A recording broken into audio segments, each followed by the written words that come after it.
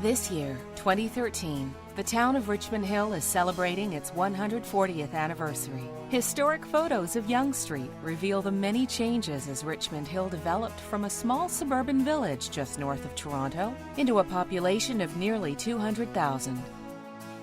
Richmond Hill is now known as the largest town in the province of Ontario. Over the course of that history, only 10 women have been elected and one appointed to serve as councillor for the town.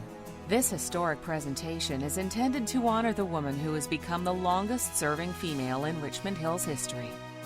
For 26 years, Town Councillor and then Regional Councillor Lois Hancey represented our community with passion and determination.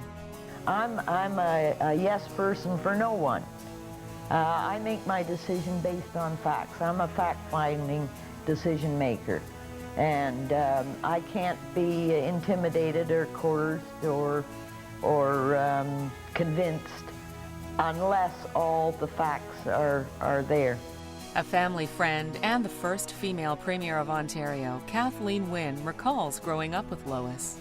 So in my family, Lois was somebody who was out in the world and was making her mark and didn't take any nonsense from anybody. My record proves that I've given you full-time representation and have even taken on higher levels of government in our interests. I haven't sat back and said no, taken no for an answer. She's a fighter. She's a fighter, you know, and she fights for what she believes in. And one of the things about many women politicians that I have come across is that we've had to fight maybe a bit harder to get into our positions. And when you look at the pictures of the former councils when Lois was a councillor, you just know that she had to take her place, that she had to push back on basically the sexism of the day. And she had to really assert herself. And so she deserves an enormous amount of credit for that. Lois Hancey had ambition. As a mother of 2 young boys who spent their days playing cowboys and Indians, Lois looked for another pastime. She believed that all kids should learn how to swim, and so Lois started a public awareness campaign throughout the town. So, being as stubborn as I am, went to all the restaurants in town and got table mats advertising water safety. Lois had been before council numerous times, but was continually told that there was no money for a swimming pool. I had been to council about the swimming pool, having one.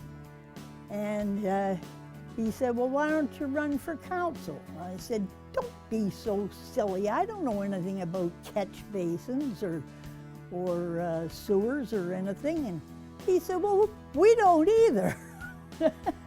While she raised public awareness about the need for a pool, she raised very little in funds. Undaunted, Lois continued to press council for action. She admits to being stubborn. Others might call her determined or ambitious. And she realized that council was likely trying to discourage her efforts when they suggested that she run for office. But Lois took it as a challenge and knew that it was likely the only way to achieve her goal. Premier Wynne agrees. Sometimes you just have to take the plunge.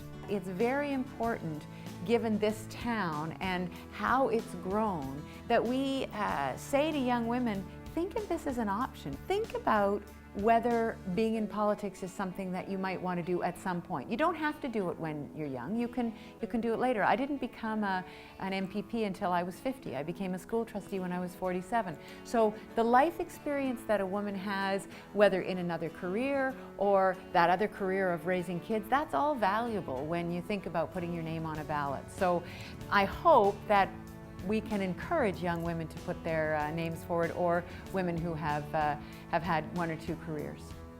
After attending every Monday night at council, Lois finally agreed and handed in her nomination papers. The year was 1963. It's very difficult running an election. Nobody could ever say that it's easy. You have to raise funds. You have to get helpers, especially if you're running for region. So there was money, there was the construction of the literature. But then there were those election signs. Lois prides herself on being the first electoral candidate in Richmond Hill's history to run 2 election campaigns without any signs. I'm not fond of signs. I think that's kind of my sign too, that I ran 2 elections without any. Everything came out roses for my beef on the bun and meet the candidate, and we had fun. We had fun too. Council convinced me to run because I was so angry with them. And in any event, I got to every door in the ward and every single one, and callbacks, and the boys delivered my 1 letter, and for thanks for doing that, they got potato soup, which they loved. And I make good potato soup, or I used to anyway. And to my surprise, I got elected.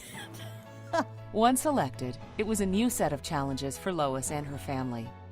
If I had a meeting in the morning or one at dinner time that might run over into dinner time, I had everything prepared and made a list for the boys to turn the potatoes on at 5 o'clock or 5:30, whatever, and on whatever temperature, and the same with the oven if something was going in the oven, and they did it faithfully.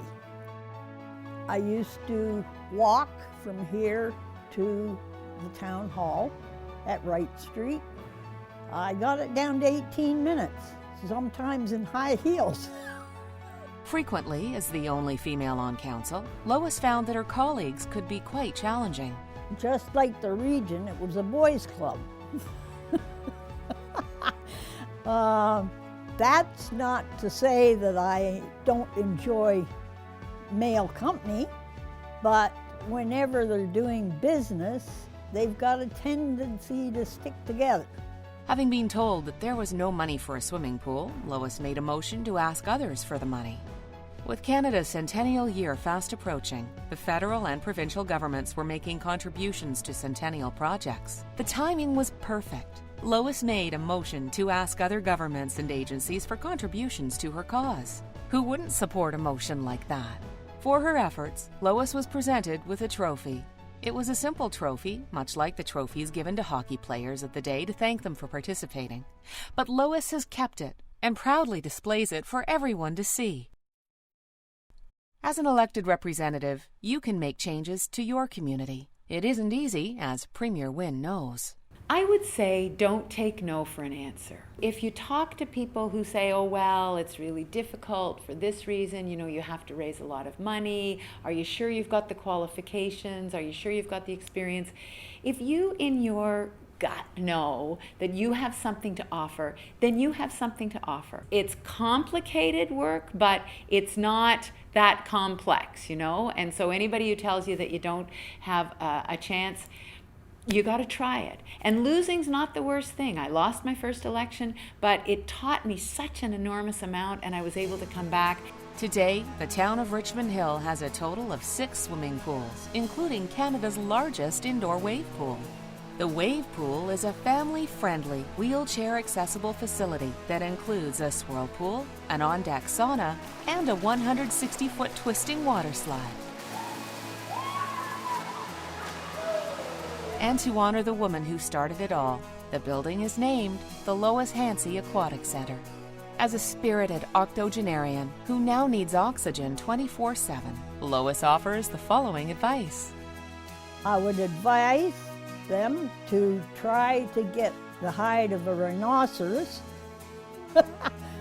but still keep it very thin, because if they haven't got a thin skin, how could they associate the problems of people, of helping them through counsel or through the concerns that they have? But the hide of a rhinoceros is needed to deal with some of their colleagues. And anyone who feels that they have the staying power and the courage And if they can locate some cash, run. Please run. Doesn't matter whether you win or lose. Run. Because someday you're going to win. And that's what happened to me.